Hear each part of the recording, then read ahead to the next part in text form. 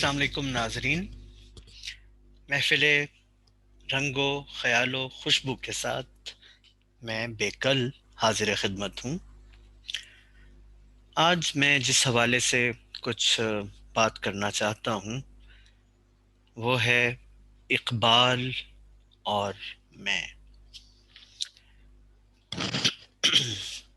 معاف کیجیے گا، اقبال سے مراد سر علامہ ڈاکٹر محمد اقبال المعروف پاکستان کا خواب دیکھنے والے وہ مراد ہیں۔ میں نے کہا کہ وضاحت پیش کر دوں، اقبال تو دیگر بھی لوگوں کے نام ہیں، ان میں سے کئی شعراء بھی ہیں۔ تو اقبال کے ساتھ میرا نہایت دیرینہ تعلق ہے، اور تعلق کچھ یوں ہے، اور میں چاہتا ہوں کہ آپ سب لوگوں کا بھی تعلق پیدا ہو، بھلے آپ اس سے اقبال کی فکر سے، سوچ سے، شاعری سے اتفاق کریں یا نہ کریں۔ وہ ایک بہت ہی دلچسپ انسان ہے، اس کی فکر بہت بھرپور ہے، اس کے محرکات بہت جاودانی ہیں، انسان دوستی پر مبنی ہے، حریت فکر پر مبنی ہے۔ انسان کو اس بات پر مسلسل قائل کرتی ہیں کہ وہ اپنی شناسائی، کہ وہ اپنے آپ سے شناسا ہو جائے، اور جو مضمرات اس کی ذات میں پوشیدہ ہیں ان کو وہ تلاش کرے، پہلے تو ان سے آگاہ ہو، اور پھر ان کو بھرپور طریقے سے عیاں کر دے، یعنی ایک بھرپور زندگی گزارے۔ یہ بیسکلی بنیادی طور پہ اقبال کا پیغام میرے نزدیک تو یہی ہے، مگر اس میں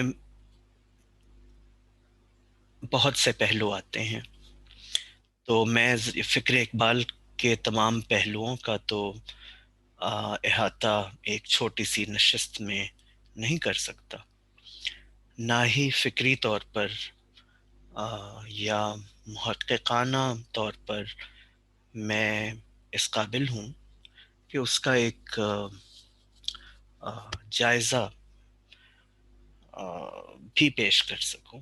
ہاں، ایک چیز ضرور ہے، وہ یہ ہے کہ مجھے اقبال سے محبت ضرور ہے، اور اس حوالے سے میں کچھ اپنے ذاتی خیالات پیش کرنا چاہوں گا، اور میرے نزدیک وہ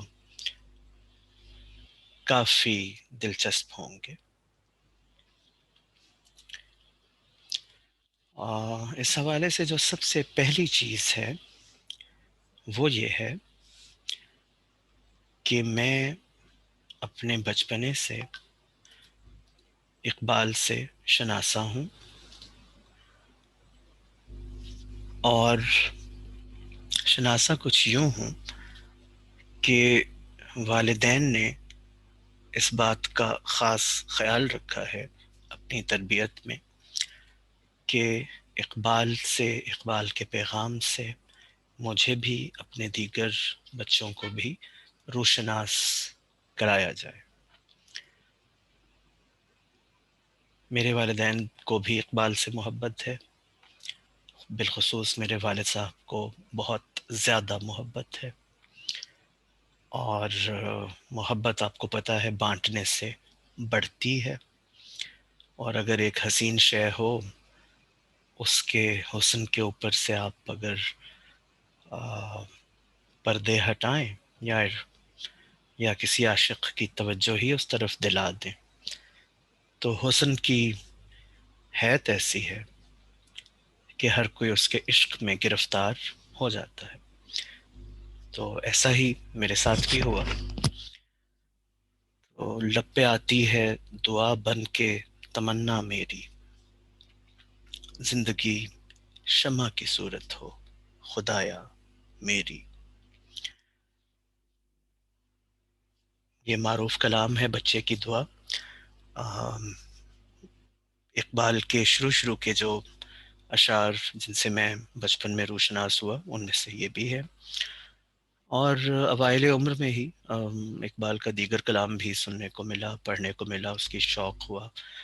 اس وقت بھی جب کہ میں فکری طور پہ کئی کلام جو ہے وہ سمجھنے سے قاصر تھا، باوجود اور وہ وجوہات ان میں لغت پہ دسترس نہ ہونا بھی ہے، اور دیگر افکار اور خیالات جن پر شاعری کے سمجھنے کا انحصار ہے ان سے نابلد ہونا بھی ہے. بنیادی طور پہ یہی چیزیں ہیں. مگر مزے کی بات یہ ہے کہ اس کے باوجود ایسی نظمیں بھی جو کلی طور پر سمجھ سے ماورات تھیں ان کو بھی پڑھا، لغت میں الفاظ کے معنی تلاش کیے اور بار بار پڑھا یہاں تک کہ یاد ہی ہو گئی. اور میرا خیال یہ ہے کہ کچھ سمجھ بھی بچپنے میں بھی آ ہی گئی. پھر والدین سے پوچھ لیا، مطلب جب نہ آیا سمجھ اساتذہ سے پوچھ لیا. یہ میری خوش قسمتی ہے کہ اسکول کے دور میں آ، ہمارے جو اردو کے اساتذہ میسر رہے ہیں وہ خاص سے بلند قامت تھے اور خود بھی عمدہ ذوق کے حامل تھے، تو اور اقبال شناس بھی تھے. تو انہوں نے بھی اس بات کو محسوس کیا کہ کچھ طلبہ ایسے ہیں جن کا مذاق سخن اور اقبال شناسی کا ذوق ذرا ممتاز ہے، تو ان سے بھی رہنمائی ہوتی رہی. مگر بنیادی طور پر والدین کا دیا ہوا تحفہ ہے اقبال میرے لیے. تو اقبال کون ہے؟ ہو از اقبال؟ پہلے ہم یہ جان لیتے ہیں کہ اقبال کون اور کیا نہیں ہے. پہلی چیز کہ اقبال ایک انسان ہے. اقبال خدا نہیں ہے. اقبال پیغمبر نہیں ہے. اقبال غلطی سے مبرہ نہیں ہے. میری اور آپ کی طرح اقبال بھی انسان ہونے کے ناطے خطا کا پتلا ہے. یہ تو بات ہو گئی کہ اقبال کیا نہیں ہے. اب ہم دیکھتے ہیں کہ اقبال کیا ہے. اقبال بنیادی طور پہ کشمیری النسل تھے اور ان کا خاندان کچھ نسلوں پیچھے، غالباً 6-7 نسلوں پیچھے اقبال سے، ایک ہندو برہمن خاندان تھا جس میں کسی وقت کسی صاحب نے اسلام قبول کیا اور یوں ان کے خاندان میں اسلام کی روشنی آ گئی. تو انہوں نے پھر سکونت ان کے والد صاحب نے غالباً اختیار کی سیالکوٹ میں. اب یہ مجھے پورا اندازہ نہیں ہے کہ ان کے والد صاحب نے اختیار کی یا ان سے بھی کسی پچھلی نسل نے. بہرحال سیالکوٹ کشمیر سے کافی قریب ہے اور میدانی، نسبتاً میدانی علاقہ ہونے کے ناطے اور ایک مشہور شہر ہونے کے ناطے وہاں سکونت اختیار کی گئی ان کے خاندان کی طرف سے. تو اقبال کا بچپنا سیالکوٹ میں گزرا ہے. ان کے والد صاحب اور ان کی والدہ دونوں مذہب سے بہت زیادہ متاثر تھے اور ان کے والد صاحب جہاں تک مجھے یاد پڑتا ہے ان پیشے کے لحاظ سے درزی تھے اور اپنے رجحانات کے اعتبار سے ایک نہایت ہی دینی طبیعت کے، دین کو صحیح سمجھنے والے صوفیاء سے متاثر شخص تھے. تو یوں کہیے کہ مذہب کی صحیح سمجھ جو ہے اس کا درس جو ہے وہ اقبال کو گھٹی سے ہی ملا ہے. تو اس کے علاوہ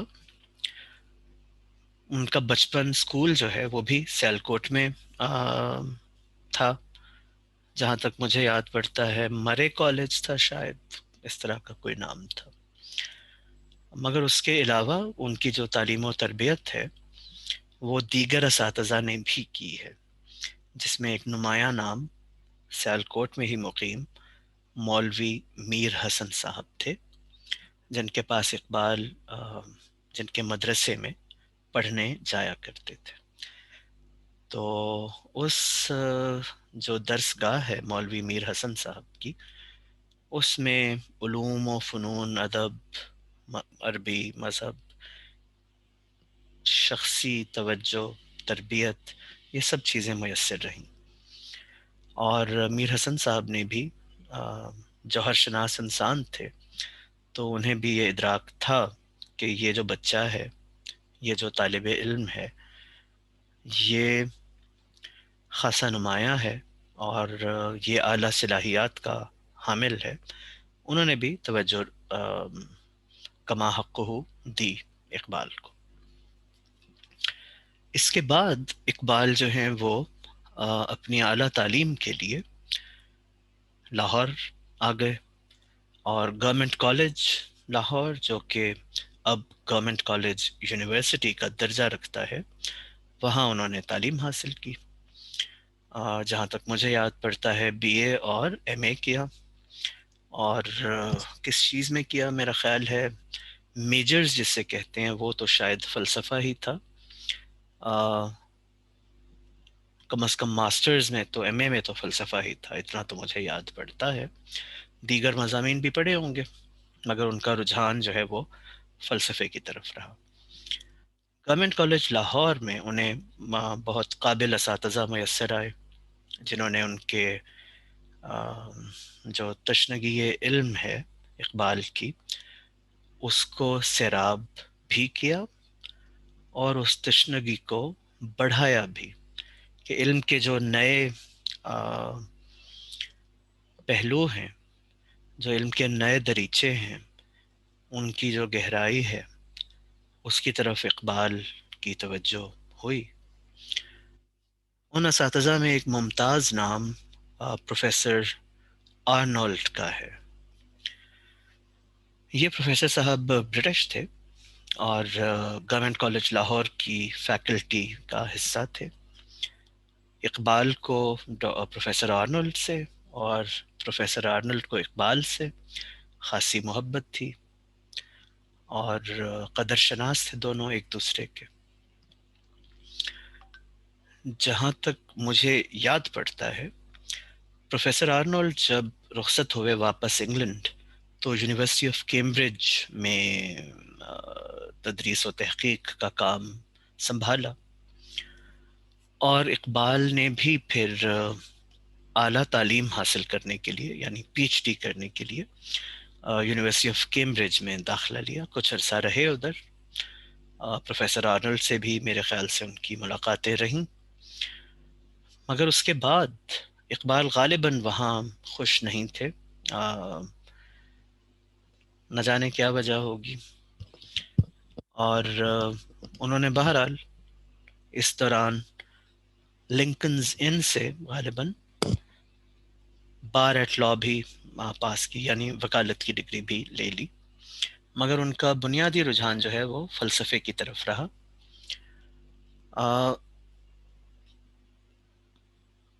بہرکیف پی ایچ ڈی کی ڈگری انہوں نے یونیورسٹی آف کیمبرج سے حاصل نہیں کی، وہ اس کے لیے تشریف لے گئے کیمبرج چھوڑ کے یونیورسٹی آف ہائیڈلبرگ جرمنی میں۔ تو وہاں ان کی جو علم کی پیاس تھی غالباً، وہ بہتر سیرابی وہاں انہیں میسر آئی، وہاں وہ خوش رہے۔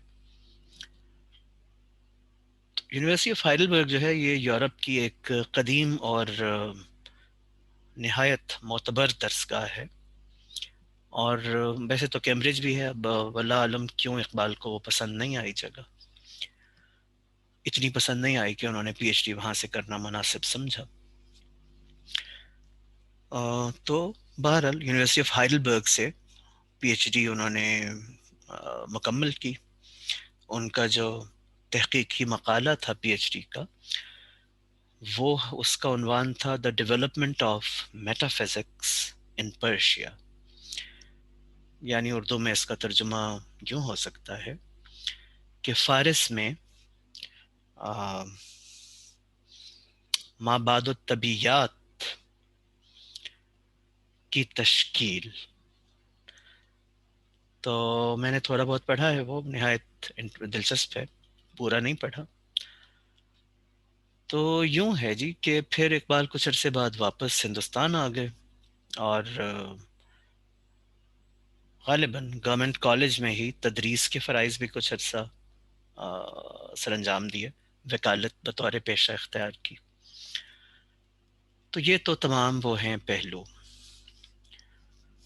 اور اس کے علاوہ ان کا جو قرآن، مذہب، عشق رسول، سیرت، دین کی گہری سمجھ، جو اسلامی مفکر ہیں، جو صوفیاء ہیں، جو علماء ہیں، ان کی فکر پہ بھرپور دسترس رہی ہے، مسلسل رہی ہے.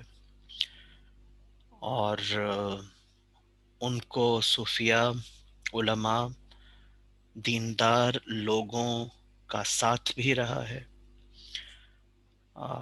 بے تحاشا اولیاء اس عصر کے اقبال سے اقبال یعنی ان سے رابطے میں رہتے تھے، جن میں پیر مہر علی شاہ صاحب کے ساتھ، گولڑا شریف والے، ان کے ساتھ بھی خط و کتابت رہتی تھی. اور کئی دیگر جو اہل اللہ ہیں ان سے بالمشافہ ملاقات رہتی تھی. دین کے حوالے سے اقبال رومی کے، مولانا جلال الدین رومی کے بہت ہی پیروکار ہیں، ان کو اپنا مرشد تصور کرتے ہیں. تو رومی کا بہت بڑا مقام ہے، اور اقبال ان کے بہت بڑے عاشق ہیں.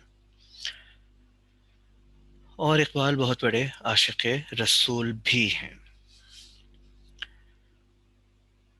اب ان کی ذات کا ایک اور رخ بھی ہے، وہ ان کا جو سیاست میں عمل ہے، ہندوستان کی اس وقت کی سیاست میں، وہ بھی ایک خاصا طویل عرصہ رہا ہے. اور ان کی جو اس کے پیچھے جو محرک تھا بنیادی طور پہ، وہ یہ تھا کہ جو مسلمانان ہند ہیں ان کو آزادی نصیب ہو، وہ اپنی زندگی اچھے طریقے سے، حریت کے ساتھ، آزادی کے ساتھ بسر کرنے کے قابل ہوں، انفرادی طور پہ بھی اور اجتماعی من حیث القوم بھی. تو ہمیں پتہ ہی ہے کہ جو پاکستان کا آئیڈیا کہہ لیں، وہ دینے والے اوائل کے جو لوگ ہیں ان میں اقبال کا شمار ہوتا ہے. جو المشہور پاکستان ریزولوشن ہے، اس کے پیچھے بھی اقبال کا کافی سارا کام ہے جو نظر آتا ہے.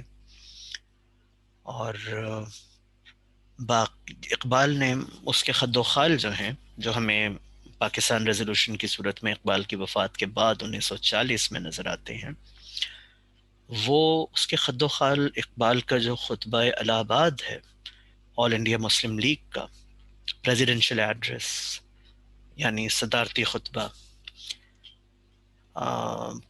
کل ہند مسلم لیگ کے سالانہ اجلاس کا، اس میں وہ خاص سے خد و خال اقبال نے واضح کیے ہیں کہ مسلمانان ہند کی جو سیاسی منزل ہے وہ کیا ہونی چاہیے. مگر اس سے بھی بنیادی طور پر جو اس منزل کیا تو چلے بتا دیا انہوں نے، لیکن کیوں ہونی چاہیے اس پہ بھی طویل روشنی ڈالی ہے، اور وہ ڈالتے رہے ہیں شاعری سے بھی، اپنے سیاسی سیاسی عمل سے بھی اور ہر لحاظ سے. تو یہ چیز ہے. اب اقبال ایک نہایت ہی دلچسپ انسان ہیں، اور ان کے اندر کچھ چیزیں ایسی ہیں جو اتنی آسانی سے دوسرے لوگوں کے پاس ہمیں میسر نظر نہیں آتی. اور وہ چیزیں کیا ہیں؟ وہ یہ ہیں کہ جس چیز کو ویسٹرن فلسفی کہتے ہیں، مغربی فلسفہ، اس کی انہیں بہت عمیق ترین گہرائیوں تک سمجھ ہے. اس لیے کہ باضابطہ طور پر وہ بہت عرصہ پڑھتے رہے ہیں، پڑھاتے رہے ہیں، وہ چیزیں ان پہ بحث کرتے رہے ہیں. یہاں تک کہ وہ جرمن جو اپنا فلسفی ہیں، نیٹشا اور گوئٹے، بالخصوص نیٹشا. گوئٹے فلسفی کم ہیں، شاعر ادیب زیادہ ہیں، مگر کسی حد تک فلسفی بھی ہیں. بالخصوص نیٹشا کا جو فلسفہ ہے اس سے اقبال بہت متاثر ہیں. اقبال نے ایک جگہ مجذوب فرنگی کے طور پہ پکارا نیٹشا کو کہ اگر ہوتا وہ مجذوب فرنگی اس زمانے میں تو اقبال اس کو سمجھاتا مقام کبریا کیا ہے. یہاں تک کہ میں اقبال کی کچھ تصاویر دیکھ رہا تھا جوانی کی. کئی تصاویر میں جو مونچھوں کا سٹائل ہے وہ بھی نیٹشا کی مونچھوں کے سٹائل سے انسپائرڈ ہے. مطلب بڑا واضح ہے یہ چیز، بڑی واضح ہے یہ چیز. تو بات یہ ہوئی کہ مغربی جو فلسفہ ہے اس کی بہت عمیق ترین سمجھ ہے اقبال کو. اس کے علاوہ جو مشرقی فلسفہ ہے اس کی بھی بہت بہت گہری سمجھ ہے. ابن عربی ہو جائیں،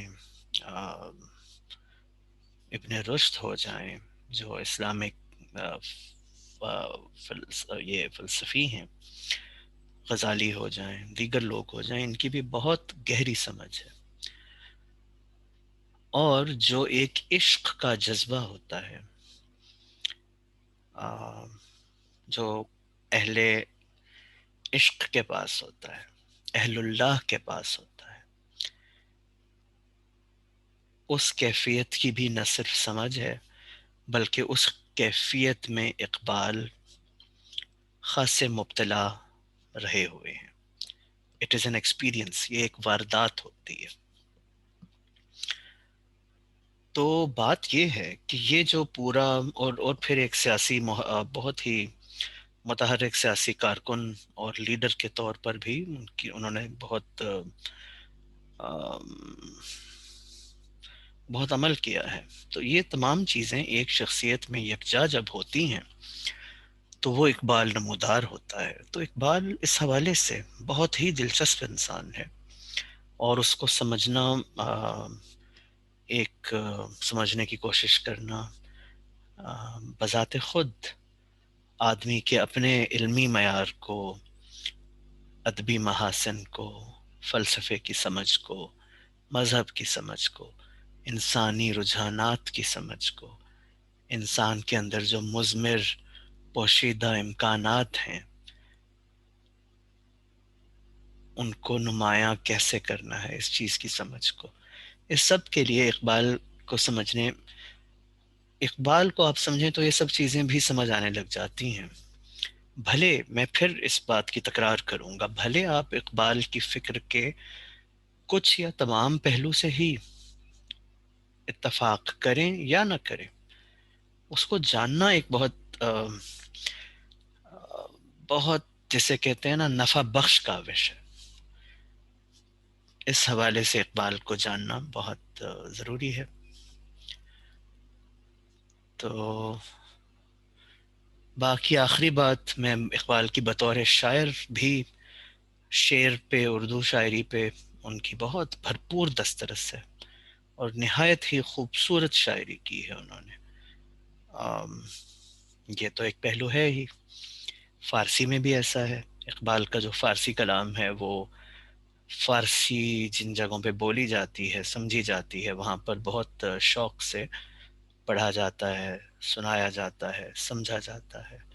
اقبال سے محبت کی جاتی ہے، فارسی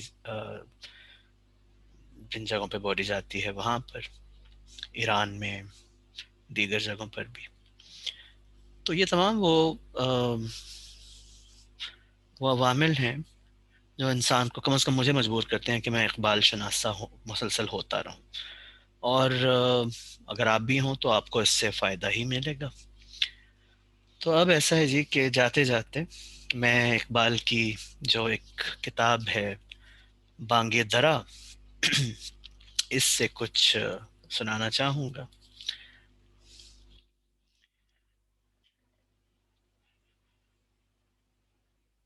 دو چیزیں میں سناؤں گا.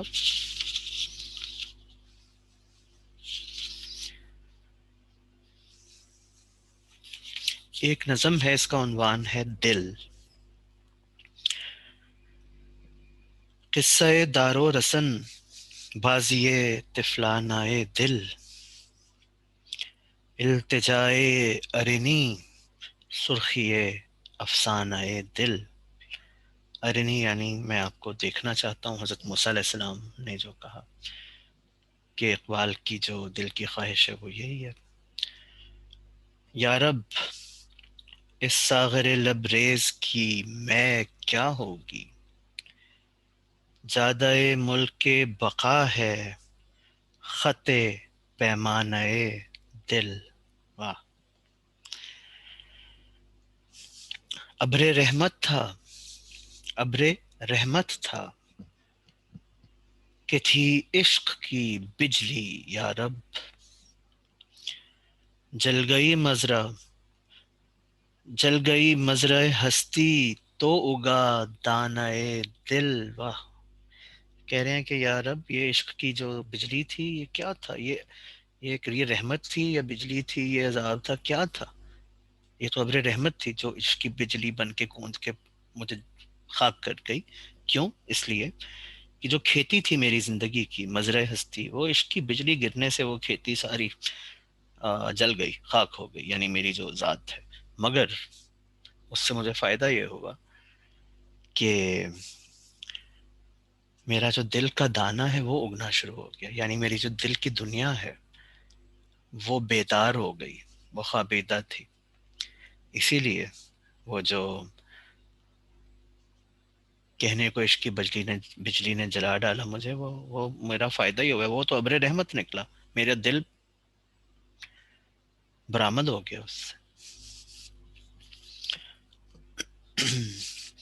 حسن کا گنجے گراں مایا تجھے مل جاتا، تو نے فرہاد نہ کھودا کبھی ویرانہ دل. واہ.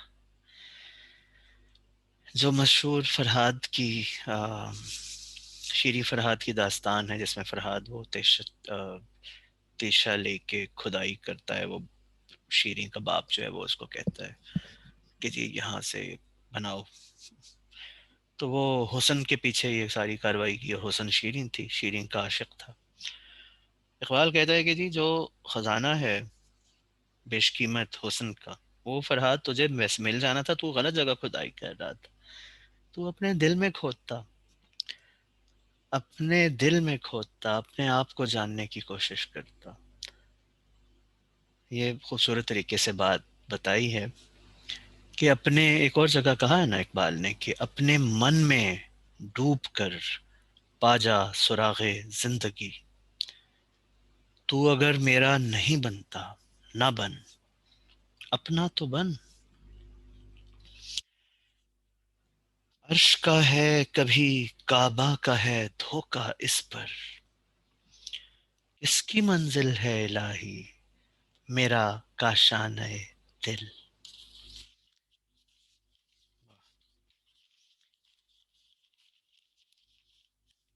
اس کو اپنا ہے جنوں اور مجھے سودا اپنا، دل کسی اور کا دیوانہ میں دیوانہ دل.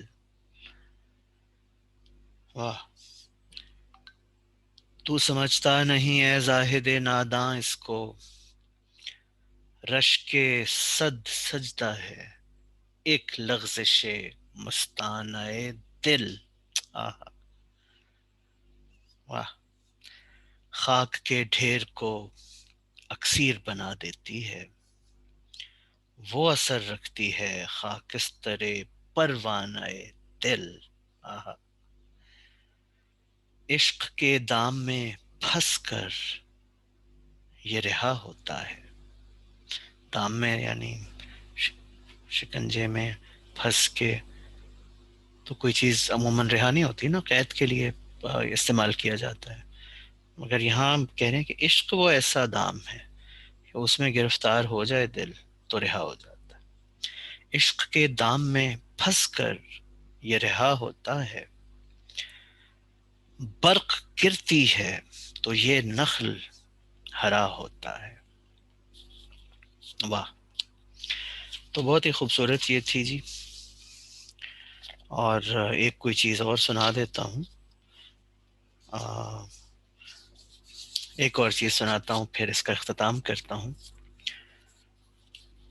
جنہیں میں ڈھونڈتا تھا آسمانوں میں، زمینوں میں، وہ نکلے میرے ظلمت خانہ دل کے مکینوں میں. وہ کون تھے؟ وہ اللہ تعالیٰ کی ذات ہے.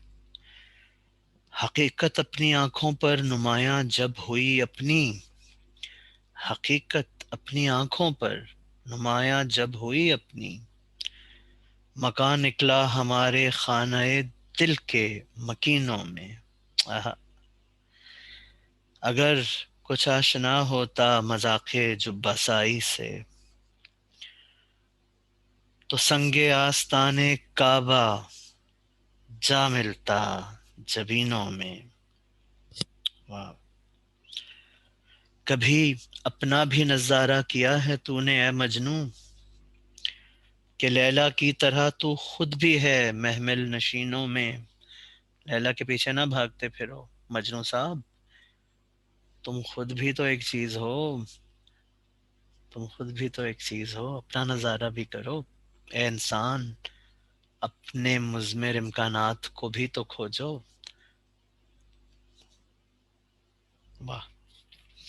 مہینے وصل کے گھڑیوں کی صورت اڑتے جاتے ہیں، مگر گھڑیاں جدائی کی گزرتی ہیں مہینوں میں. واہ. مجھے روکے گا تو اے ناخدا کیا، مجھے روکے گا تو اے ناخدا کیا غرق ہونے سے، کہ جن کو ڈوبنا ہو ڈوب جاتے ہیں سفینوں میں. چھپایا حسن کو اپنے کلیم اللہ سے جس نے، وہی ناز آفریں ہے جلوہ پیرا نازنینوں میں. آہا.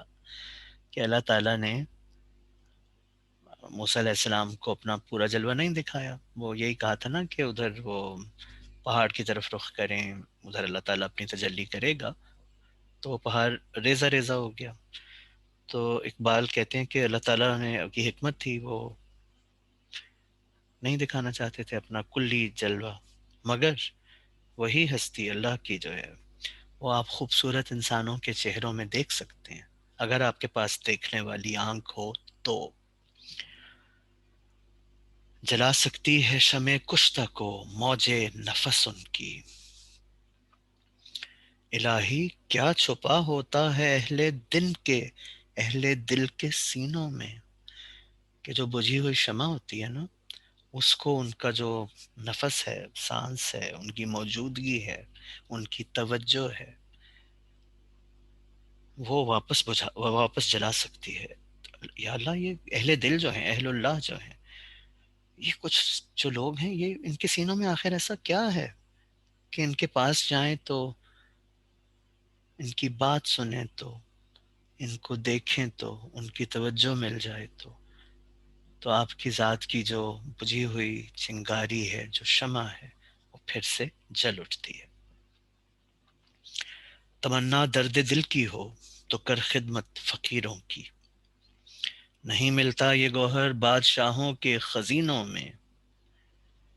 نہ پوچھ ان خرقہ پوشوں کی، ارادت ہو تو دیکھ ان کو، ید بیضا لیے بیٹھے ہیں اپنی آستینوں میں.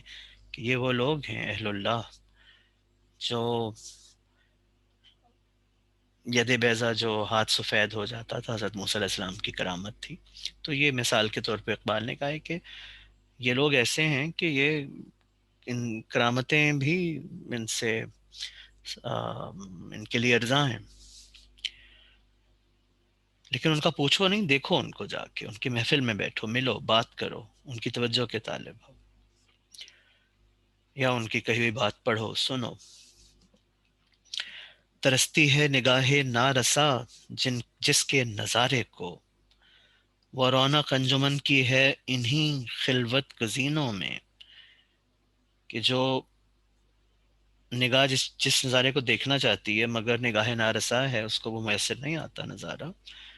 وہ جو انجمن کی رونق کہنے کو بلکہ ہے بھی، مگر وہ اللہ کی ذات مراد ہے، بنیادی طور پہ معرفت ذات ہے. وہ انہی خلوت میں بیٹھے ہوئے جو اہل اللہ ہیں ان کے پاس سے میسر آتی ہے. کسی ایسے شرر سے پھونک اپنے خرمن دل کو، کہ خورشید قیامت بھی ہو تیرے خوشا چینوں میں. محبت کے لیے دل ڈھونڈ کوئی ٹوٹنے والا، یہ وہ میں ہے جسے رکھتے ہیں نازک آبگینوں میں. بات یہی ہے نا کہ جو دل کہتے ہیں نا، جو ٹوٹتا ہے. اب ایک خوبصورت بات کی ہے انہوں نے کہ محبت ایک ایسی شراب ہے جس کو نازک آبگینوں میں، نازک کنٹینرز میں رکھتے ہیں. تو اگر آپ چاہتے ہیں کہ آپ کا دل بھی محبت کی آماج گاہ بن جائے تو اپنا دل بھی ٹوٹنے والا بنائیں. اب ٹوٹنے والا ایک سمجھنے کی بات ہے. ٹوٹنے والا دل کیا ہوتا ہے؟ جو حساس ہو، جو روشن ہو، جو مطمئن ہو، جو جاری ہو، جو قلب سلیم ہو، اور جس کو ٹوٹنے سے ڈر نہ رکھتا ہو، جو نئی واردات، نئی کیفیات کا متلاشی ہو. یہ چیز سراپا حسن بن جاتا ہے جس کے حسن کا عاشق. بھلا اے دل حسین ایسا بھی ہے کوئی حسینوں میں. واہ. اب اللہ سے مراد ہے کہ اے دل کوئی ایسا حسین بھی ہے حسینوں میں کہ جس کی عشق، جس کا عاشق ہو کے، جس کے عشق میں گرفتار ہو کے عاشق خود ہی حسن بن جاتا ہے. کیا ہے ایسا کوئی؟ بھڑک اٹھا کوئی تیری ادائے ما عرفنا پر، تیرا رتبہ رہا بڑھ چڑھ کے سب ناز آفرینوں میں. تعلی بھی ہے اس میں تھوڑی سی، قرآن کا ایک لفظ بھی ہے. نمایاں ہو کے دکھلا دے کبھی ان کو جمال اپنا، بہت مدت سے چرچے ہیں تیرے باریک بینوں میں. اب ایک شاعرانہ تعلی ہے، اپنے مقام کا ادراک بھی ہے. تو کہہ رہے ہیں کہ بھائی اب دکھا دو لوگوں کو اپنی خوبصورتی. یہ چیز ہے. خاموش ہے دل، بھری محفل میں چلانا نہیں اچھا. ادب پہلا قرینہ ہے محبت کے قرینوں میں. برا سمجھو انہیں، مجھ سے تو ایسا ہو نہیں سکتا، کہ میں خود بھی تو ہوں اقبال اپنے نکتہ چینوں میں. تو بات یہ ہے کہ جو نقاد ہے اس کو برا نہیں سمجھنا چاہیے، کیونکہ اقبال کہتے ہیں کہ میں خود اپنا نقاد بھی ہوں، اور ایک علم دوستی کا، اپنے انسان ہونے کا، خطا کا پتلا ہونے کا، اپنے خدا نہ ہونے کا، غلطی سے مبرہ نہ ہونے کا اعتراف بھی ہے. کہ مسلسل ایک کاوش ہے جو آپ کو حقیقت کی طرف لے کے جاتی ہے، اور اس کاوش کے ہر گام پہ آپ کو اس بات کے لیے تیار ہونا چاہیے کہ ہو سکتا ہے کہ جو بھی میں نے کہا، جو سمجھا، جو سوچا، جو بولا، ہو سکتا ہے وہ غلط بھی ہو. یہ امکان کم از کم آپ کے لیے بعید از قیاس نہیں ہونا چاہیے، اور یہی اقبال کہہ رہے ہیں. تو بہت شکریہ سماعت فرمانے کا. اقبال سے دلی محبت تھی تو یہ میں نے تھوڑی لمبی ریکارڈنگ کر لی. بہت شکریہ.